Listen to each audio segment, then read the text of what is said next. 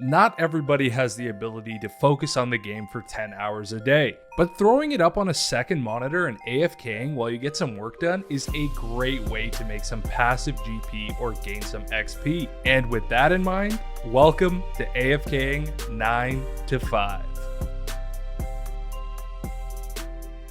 Fellas, welcome back to some more AFK content. Recently, we got two updates that really shifted how people AFK mining. First, Duke Salts were added and then quickly removed from the game. The people rioted on both sides for or against it, and then, seemingly out of nowhere, Shooting Stars were updated to work on a timer rather than a total number of stardust. This update basically meant that no matter how many people were mining this star, it would not deplete any faster than if it was one person. And this caused a little problem for the Jagex team. Having mass amounts of players hop between worlds every time a high tier star crashed was causing the servers to lag. So in late October of the same year, they updated stars once more. So if you saw my previous video on this, these are the changes that weren't out when I made that video. All stars are now only tiers 6 through 9, but they still go down in tiers to as low as 1 or even depleted. This means that if you find a star that just landed, you'll need at least level 60 mining or as high as level 90 mining. Stars will no longer spawn at tier 1 to tier 5, but they can still be mined down to that level. This sort of changes the base requirement for this activity to level 60 mining, but of course there is a very good chance you'll find a star that has already been mined down to the tier at which you can mine.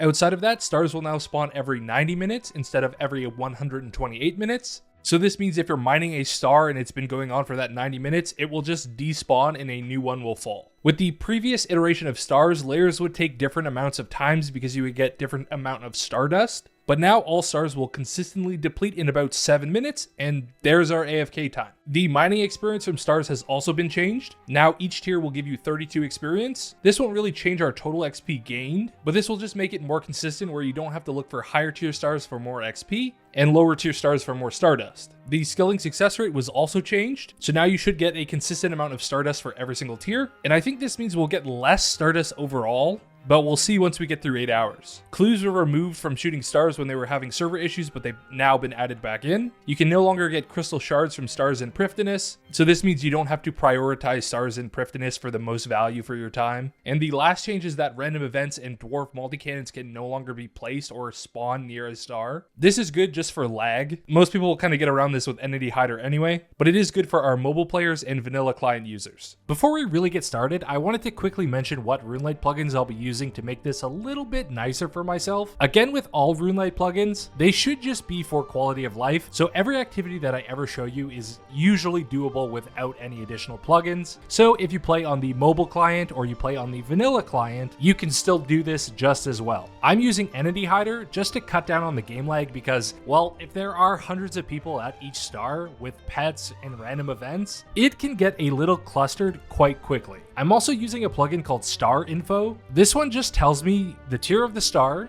and it also tells me how much of the current tier is left so that I can prepare to move to a new star. The other info you'll probably see throughout this video isn't super important. This is because there's so many people mining that it typically broke the plugin and showed that there were no people mining it, as well as the amount of stardust you see, because the recent update changed how gathering stardust works. Regardless, if you've never mined a shooting star, let me quickly explain how they work. These rocks are a classic distraction and diversion. Roughly every 90 minutes, a new wave of stars will fall, and all you'll need to do is make your way to one that you can actually mine. There is some optimization you can do here. With your inventory, you can pretty much just fill it up with teleports. As long as you have a gem bag, you'll never really take up more than one inventory space. So if you're looking for a super sweaty inventory to bring, I'll show you that now. You can bring the Drayman Staff if you don't have access to the Elite Lumberjane Drainer Diary for Fairy Rings, every single teleport jewelry that you can afford, the Royal Seed Pod, the Master Scrollbook for all your teleport scrolls, your Mauritania Legs 3 or above, a teleport crystal or an eternal crystal, any way to teleport to your POH, be it a house tab, a construction cape, a max cape, whatever you've got. And with that, upgrading your POH as high as possible with the Portal Nexus and having a rejuvenation pool is also recommended. You can bring coins if you need to use a charter ship, bring a stamina potion in case you are running super far and your agility is not super high, of course the gem bag, and then filling your rune pouch with as many teleport runes as possible.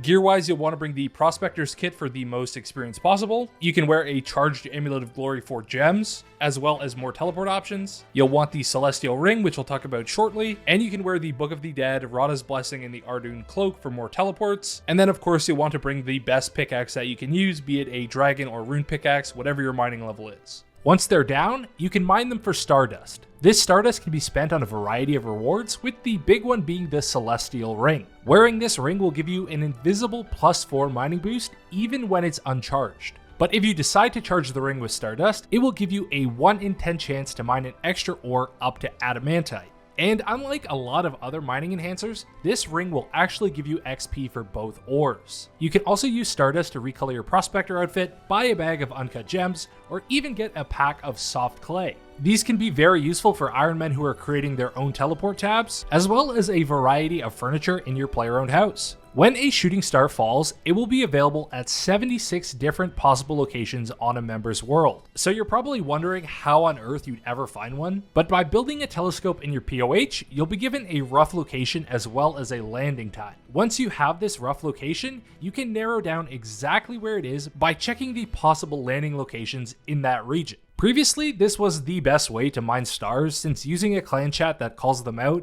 would completely defeat the purpose. It would drain the star within a few minutes, and then you'd have to go find another one right away. But with the recent update causing them to work on a timer, the amount of people mining one star no longer matters. And to be honest, these clans are booming, and there are hundreds of players running to each star. For my day today, I'll be using the Star Miner CC, and more specifically, I'll be using their Discord. The Discord has an automated bot that will show you all the stars currently in game. It will also show you the tier of star and the exact location. I'll include a link in the description that will let you join their Discord, as well as a link to OSRS portals. This is a great site that has a lot of tools, but it also has a star tracker. And for whatever reason, I feel like I need to state this, but nobody from the clan asked me to use their clan chat specifically, or even include an invite in this video. These are just resources I want to offer you in case this is something you want to try out, because it does make it a lot more chill, and you don't have to worry about finding a new star every time yours runs out. So quickly, let me show you an example of how to find a star. This is OSRS Portal. This site is great for using stars. It actually uses the same information as the Star Miners Discord. So here we can see when the star was last updated.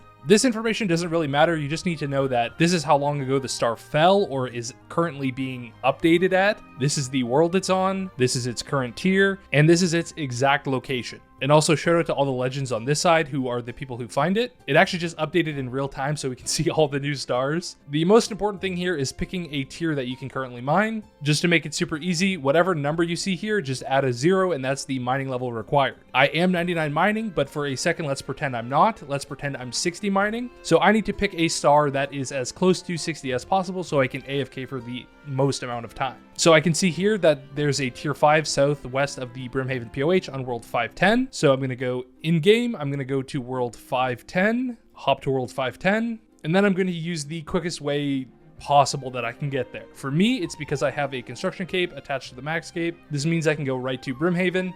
If you don't, you could go to Ardoyne and then take the boat and then you'll end up here. And I can see the tier 5 star, and that is it. Now I'll get 5 tiers of AFK time, or if it despawns, I'll just have to restart this process and find another star that I can mine. So with all of this in mind, let's get mining and see how much XP and Stardust I can get in a full work day.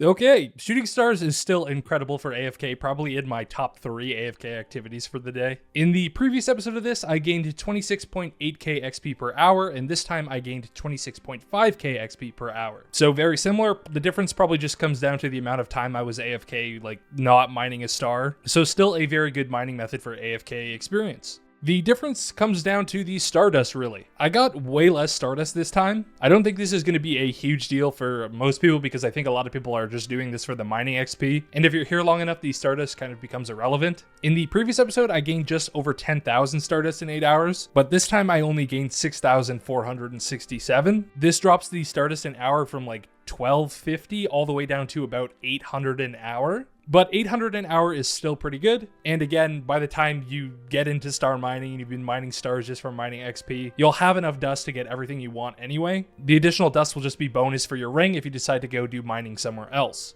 I didn't wear an Amulet of Glory today, and I got a couple gems. I got 9 sapphires, 12 emeralds, 4 rubies, 2 diamonds. Nothing crazy. But I don't think you should really count on this for gems, especially if you're not using a charged glory. I mentioned the AFK time earlier, but it is exactly true. You'll get 7 minutes of AFK time between clicks, and then your active time is literally just clicking the star or running to a new one. This is a fantastic AFK method, and if you're looking for AFK mining XP, this is definitely your go-to. If I again compare it to Amethyst, the prices of rewards have gone down a little bit from my previous episode, so this makes it even less money. Amethyst, I was making 2.2 million GP for the day, and with this amount of Stardust, I'd only be making 480k, so that is a clear win for Amethyst if you're looking for GP. But for XP, Shooting Stars almost doubled the amount that I got from Amethyst, so there's a pretty good balance here. If you're looking for GP, you go to Amethyst. If you're looking for XP, you go to Shooting Stars. If you're purely looking for AFK time, Shooting Stars and Amethyst are very similar. The only difference is that Amethyst has much more variety in its AFK time, where it can be as short as 30 seconds if you just mine it right away, or it can be as long as 12 minutes if it takes you forever to mine the rock. Overall, Shooting Stars are really good. I really recommend them, and this one definitely gets the seal of approval for a workday. It is fantastic.